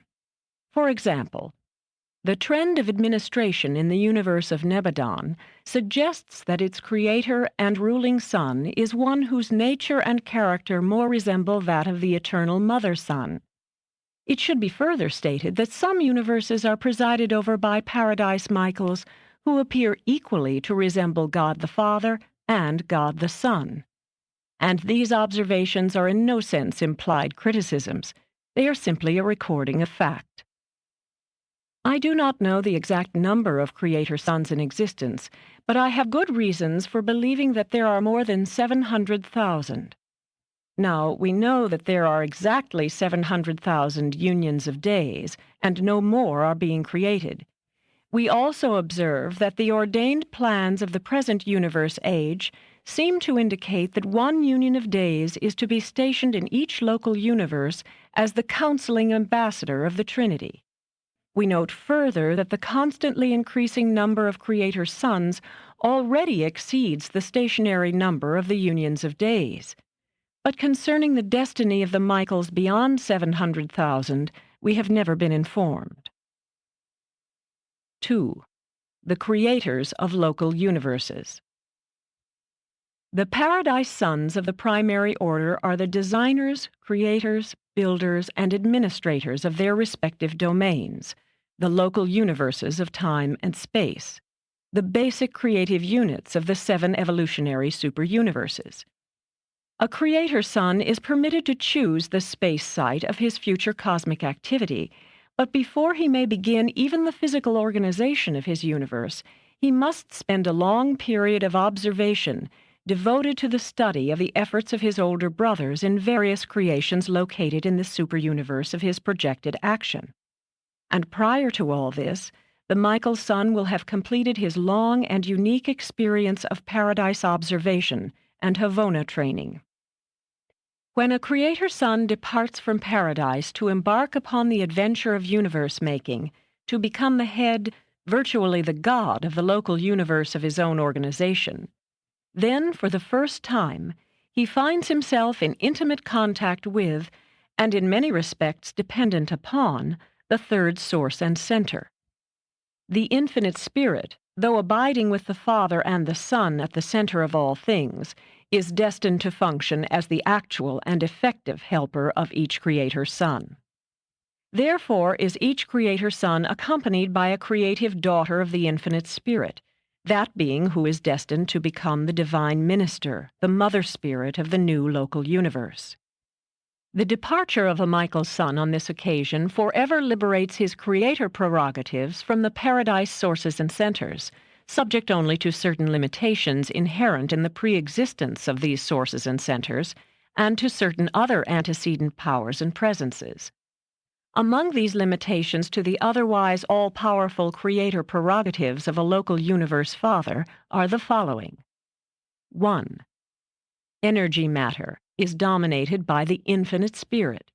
Before any new forms of things, great or small, may be created, before any new transformations of energy matter may be attempted, a creator son must secure the consent and working cooperation of the infinite Spirit. 2. Creature designs and types are controlled by the eternal Son. Before a creator son may engage in the creation of any new type of being, any new design of creature, he must secure the consent of the eternal and original Mother Son. 3. Personality is designed and bestowed by the Universal Father. The types and patterns of mind are determined by the pre-creature factors of being. After these have been associated to constitute a creature, personal or otherwise, mind is the endowment of the third source and center, the universal source of mind ministry to all beings below the level of paradise creators. The control of spirit designs and types depends on the level of their manifestation. In the last analysis, spiritual design is controlled by the Trinity, or by the pre-Trinity spirit endowments of the Trinity personalities, Father, Son, and Spirit. When such a perfect and divine Son has taken possession of the space site of his chosen universe, when the initial problems of universe materialization and of gross equilibrium have been resolved, when he has formed an effective and cooperative working union with a complemental daughter of the infinite Spirit, then do this universe Son and this universe Spirit initiate that liaison which is designed to give origin to the innumerable hosts of their local universe children. In connection with this event, the creative spirit focalization of the Paradise Infinite Spirit becomes changed in nature, taking on the personal qualities of the Mother Spirit of a local universe. Notwithstanding that all Creator sons are divinely like their paradise parents, none exactly resembles another. Each is unique, diverse, exclusive, and original in nature as well as in personality. And since they are the architects and makers of the life plans of their respective realms, this very diversity ensures that their domains will also be diverse in every form and phase of Michael-derived living existence which may be created or subsequently evolved therein. Hence, the orders of creatures native to the local universes are quite varied. No two are administered or inhabited by dual-origin native beings who are in all respects identical. Within any superuniverse, one half of their inherent attributes are quite alike, being derived from the uniform creative spirits. The other half vary, being derived from the diversified Creator sons. But such diversity does not characterize those creatures of soul origin in the creative spirit, nor those imported beings who are native to the central or superuniverses. When a Michael's son is absent from his universe, its government is directed by the firstborn native being, the bright and morning star, the local universe chief executive. The advice and counsel of the Union of Days is invaluable at such times. During these absences, a Creator son is able to invest the associated mother's spirit with the over-control of his spiritual presence on the inhabited worlds and in the hearts of his mortal children. And the mother spirit of a local universe remains always at its headquarters, extending her fostering care and spiritual ministry to the uttermost parts of such an evolutionary domain. The personal presence of a Creator son in his local universe is not necessary to the smooth running of an established material creation. Such sons may journey to paradise, and still their universes swing on through space. They may lay down their lines of power to incarnate as the children of time. Still their realms whirl on about their respective centers.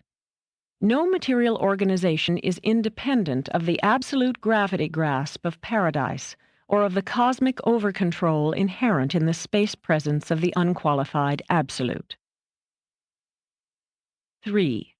Local universe sovereignty. A Creator son is given the range of a universe by the consent of the Paradise Trinity, and with the confirmation of the supervising master spirit of the superuniverse concerned. Such action constitutes title of physical possession, a cosmic leasehold. But the elevation of a Michael's son from this initial and self-limited stage of rulership to the experiential supremacy of self-earned sovereignty comes as a result of his own personal experiences in the work of universe creation and incarnated bestowal. Until the achievement of bestowal-earned sovereignty, he rules as vicegerent of the Universal Father. A Creator son could assert full sovereignty over his personal creation at any time, but he wisely chooses not to. If, prior to passing through the creature bestowals, he assumed an unearned supreme sovereignty, the paradise personalities resident in his local universe would withdraw. But this has never happened throughout all the creations of time and space. The fact of creatorship implies the fullness of sovereignty, but the Michaels choose to experientially earn it, thereby retaining the full cooperation of all paradise personalities attached to the local universe administration. We know of no Michael who ever did otherwise, but they all could. They are truly free will sons. The sovereignty of a Creator son in a local universe passes through 6, perhaps 7 stages of experiential manifestation. These appear in the following order. 1. Initial vicegerent sovereignty. The solitary provisional authority exercised by a Creator son before the acquirement of personal qualities by the associated creative spirit. 2. Conjoint vicegerent sovereignty. The joint rule of the paradise pair subsequent to the personality achievement of the universe mother spirit. 3. Augmenting vicegerent sovereignty. The advancing authority of a Creator son during the period of his 7 creature bestowals. 4. Supreme sovereignty, the settled authority following the completion of the seventh bestowal. In Nebadon, supreme sovereignty dates from the completion of Michael's bestowal on Urantia. It has existed just slightly over 1900 years of your planetary time. 5. Augmenting supreme sovereignty, the advanced relationship growing out of the settling of a majority of the creature domains in light and life. This stage pertains to the unachieved future of your local universe. 6. Trinitarian sovereignty, exercised subsequent to the settling of the entire local universe in light and life. 7. Unrevealed sovereignty, the unknown relationships of a future universe age. In accepting the initial vicegerent sovereignty of a projected local universe, a creator Michael takes an oath to the Trinity not to assume supreme sovereignty until the 7 creature bestowals have been completed and certified by the superuniverse rulers. But if a Michael's son could not at will assert such unearned sovereignty, there would be no meaning in taking an oath not to do so. Even in the pre-bestowal ages, a creator son rules his domain well nigh supremely when there is no dissent in any of its parts. Limited rulership would hardly be manifest if sovereignty were never challenged. The sovereignty exercised by a pre-bestowal creator son in a universe without rebellion is no greater than in a universe with rebellion. But in the first instance, sovereignty limitations are not apparent. In the second, they are. If ever the authority or administration of a creator son is challenged, attacked, or jeopardized, he is eternally pledged to uphold, protect, defend, and if necessary, retrieve his personal creation. Such sons can be troubled or harassed only by the creatures of their own making or by higher beings of their own choosing. It might be inferred that higher beings, those of origin on levels above a local universe, would be unlikely to trouble a creator son, and this is true. But they could if they chose to. Virtue is volitional with personality. Righteousness is not automatic in free will creatures. Before the completion of the bestowal career, a creator son rules with certain self-imposed limitations of sovereignty. But subsequent to his finished bestowal service, he rules by virtue of his actual experience in the form and likeness of his manifold creatures. When a creator has 7 times sojourned among his creatures, when the bestowal career is finished, then is he supremely settled in universe authority. He has become a master son, a sovereign and supreme ruler. The technique of obtaining supreme sovereignty over a local universe involves the following 7 experiential steps. 1. Experientially to penetrate 7 creature levels of being through the technique of incarnated bestowal in the very likeness of the creatures on the level concerned. 2. To make an experiential consecration to each phase of the 7-fold will of Paradise deity as it is personified in the 7 master spirits. 3. To traverse each of the 7 experiences on the creature levels simultaneously with the execution of one of the 7 consecrations to the will of Paradise deity. 4. On each creature level, experientially to portray the acme of creature life to Paradise deity and to all universe intelligences. 5. On each creature level, experientially to reveal one phase of the 7-fold will of deity to the bestowal level and to all the universe. 6. Experientially to unify the 7-fold creature experience with the 7-fold experience of consecration to the revelation of the nature and will of deity. 7. To achieve new and higher relationship with the Supreme Being. The repercussion of the totality of this creator-creature experience augments the superuniverse reality of God the Supreme and the time-space sovereignty of the Almighty Supreme, and factualizes the supreme local universe sovereignty of a Paradise Michael. In settling the question of sovereignty in a local universe, the Creator Son is not only demonstrating his own fitness to rule, but is also revealing the nature and portraying the sevenfold attitude of the paradise deities. The finite understanding and creature appreciation of the Father's primacy is concerned in the adventure of a Creator Son when he condescends to take upon himself the form and experiences of his creatures. These primary paradise sons are the real revealers of the Father's loving nature and beneficent authority, the same Father who, in association with the Son and the Spirit, is the universal head of all power, personality, and government throughout all the universal realms. 4. The Michael Bestowals. There are 7 groups of bestowal creator sons, and they are so classified in accordance with the number of times they have bestowed themselves upon the creatures of their realms. They range from the initial experience up through 5 additional spheres of progressive bestowal until they attain the 7th and final episode of creature-creator experience. Avenal bestowals are always in the likeness of mortal flesh, but the 7 bestowals of a Creator Son involve his appearing on 7 creature levels of being and pertain to the revelation of the 7 primary expressions of the will and nature of deity.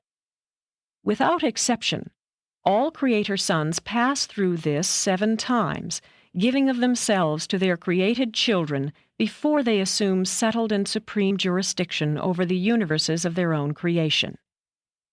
Though these 7 bestowals vary in the different sectors and universes, they always embrace the mortal bestowal adventure.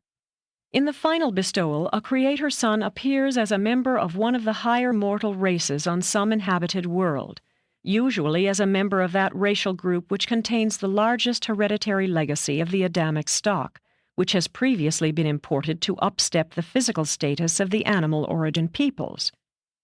Only once in his 7-fold career as a bestowal son is a Paradise Michael born of woman, as you have the record of the Babe of Bethlehem. Only once does he live and die as a member of the lowest order of evolutionary will creatures. After each of his bestowals, a Creator Son proceeds to the right hand of the Father, there to gain the Father's acceptance of the bestowal and to receive instruction preparatory to the next episode of universe service. Following the 7th and final bestowal, a Creator Son receives from the Universal Father supreme authority and jurisdiction over his universe. It is of record that the Divine Son of last appearance on your planet was a Paradise Creator Son who had completed 6 phases of his bestowal career. Consequently, when he gave up the conscious grasp of the incarnated life on Urantia, he could and did truly say, "It is finished." It was literally finished. His death on Urantia completed his bestowal career. It was the last step in fulfilling the sacred oath of a Paradise Creator Son. And when this experience has been acquired, such sons are supreme universe sovereigns. No longer do they rule as vicegerents of the Father, but in their own right and name as King of Kings and Lord of Lords. With certain stated exceptions, these 7-fold bestowal sons are unqualifiedly supreme in the universes of their abode. Concerning his local universe, all power in heaven and on earth was relegated to this triumphant and enthroned Master Son. Creator Sons, subsequent to the completion of their bestowal careers, are reckoned as a separate order, 7-fold Master Sons. In person, the Master Sons are identical with the Creator Sons, but they have undergone such a unique bestowal experience that they are commonly regarded as a different order. When a Creator deigns to effect a bestowal, a real and permanent change is destined to take place. True, the bestowal Son is still and nonetheless a Creator, but he has added to his nature the experience of a creature, which forever removes him from the divine level of a Creator Son and elevates him to the experiential plane of a Master Son, one who has fully earned the right to rule a universe and administer its worlds. Such beings embody all that can be secured from divine parentage and embrace everything to be derived from perfected creature experience. Why should man bemoan his lowly origin and enforced evolutionary career, when the very gods must pass through an equivalent experience before they are accounted experientially worthy and competent finally and fully to rule over their universe domains. 5. Relation of Master Sons to the Universe. The power of a Master Michael is unlimited because derived from experienced association with the Paradise Trinity, is unquestioned because derived from actual experience as the very creatures subject to such authority. The nature of the sovereignty of a sevenfold Creator Son is supreme because it 1. Embraces the sevenfold viewpoint of Paradise Deity, 2. Embodies a sevenfold attitude of time-space creatures, 3. Perfectly synthesizes Paradise attitude and creature viewpoint. This experiential sovereignty is thus all-inclusive of the divinity of God the Sevenfold, culminating in the Supreme Being. And the personal sovereignty of a sevenfold Son is like the future sovereignty of the sometime-to-be-completed Supreme Being, embracing as it does the fullest possible content of the power and authority of the Paradise Trinity, manifestable within the time-space limits concerned. With the achievement of supreme local universe sovereignty, there passes from a Michael Son the power and opportunity to create entirely new types of creature beings during the present universe age. But a Master Son's loss of power to originate entirely new orders of beings in no way interferes with the work of life elaboration already established and in process of unfoldment. This vast program of universe evolution goes on without interruption or curtailment. The acquirement of supreme sovereignty by a Master Son implies the responsibility of personal devotion to the fostering and the administering of that which has already been designed and created, and of that which will subsequently be produced by those who have been thus designed and created. In time there may develop an almost endless evolution of diverse beings, but no entirely new pattern or type of intelligent creature will henceforth take direct origin from a Master Son. This is the first step, the beginning of a settled administration in any local universe. The elevation of a sevenfold bestowal Son to the unquestioned sovereignty of his universe means the beginning of the end of age-long uncertainty and relative confusion. Subsequent to this event, that which cannot be sometime spiritualized will eventually be disorganized. That which cannot be sometime coordinated with cosmic reality will eventually be destroyed. When the provisions of endless mercy and nameless patience have been exhausted in an effort to win the loyalty and devotion of the will creatures of the realms, justice and righteousness will prevail. That which mercy cannot rehabilitate, justice will eventually annihilate. The Master Michaels are supreme in their own local universes when once they have been installed as sovereign rulers. The few limitations upon their rule are those inherent in the cosmic preexistence of certain forces and personalities. Otherwise, these Master Sons are supreme in authority, responsibility, and administrative power in their respective universes. They are as creators and gods, supreme in virtually all things. There is no penetration beyond their wisdom regarding the functioning of a given universe.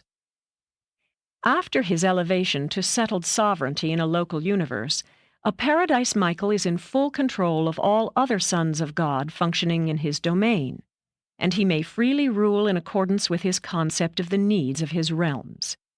A Master Son may at will vary the order of the spiritual adjudication and evolutionary adjustment of the inhabited planets.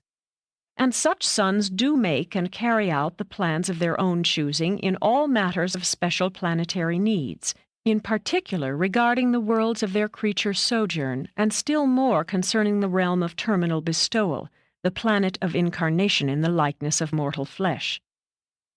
The Master Sons seem to be in perfect communication with their bestowal worlds, not only the worlds of their personal sojourn, but all worlds whereon a magisterial Son has bestowed himself.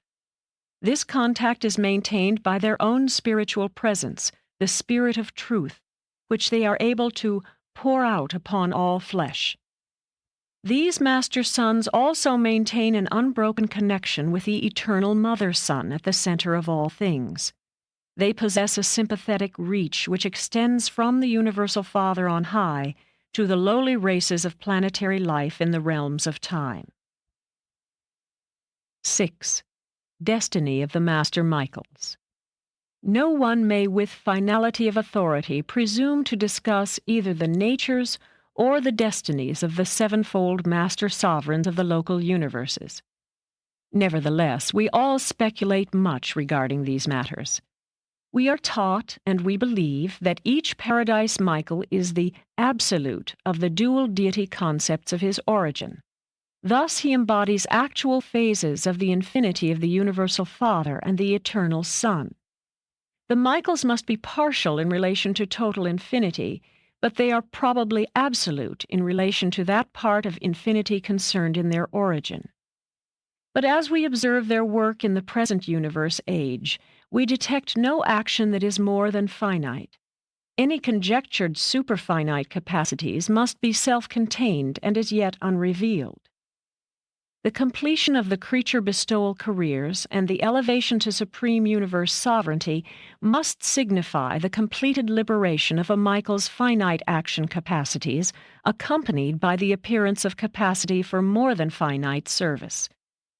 For in this connection we note that such Master Sons are then restricted in the production of new types of creature beings, a restriction undoubtedly made necessary by the liberation of their superfinite potentialities. It is highly probable that these undisclosed creator powers will remain self-contained throughout the present universe age. But sometime in the far distant future, in the now mobilizing universes of outer space, we believe that the liaison between a sevenfold Master Sun and a seventh stage creative spirit may attain to absonite levels of service attended by the appearance of new things, meanings, and values on transcendental levels of ultimate universe significance. Just as the deity of the Supreme is actualizing by virtue of experiential service, so are the Creator Sons achieving the personal realization of the Paradise divinity potentials bound up in their unfathomable natures. When on Urantia, Christ Michael once said, "I am the way, the truth, and the life." And we believe that in eternity the Michaels are literally destined to be the way, the truth, and the life, ever blazing the path for all universe personalities as it leads from supreme divinity through ultimate absoluty to eternal deity finality. Presented by a Perfecter of Wisdom from Uversa.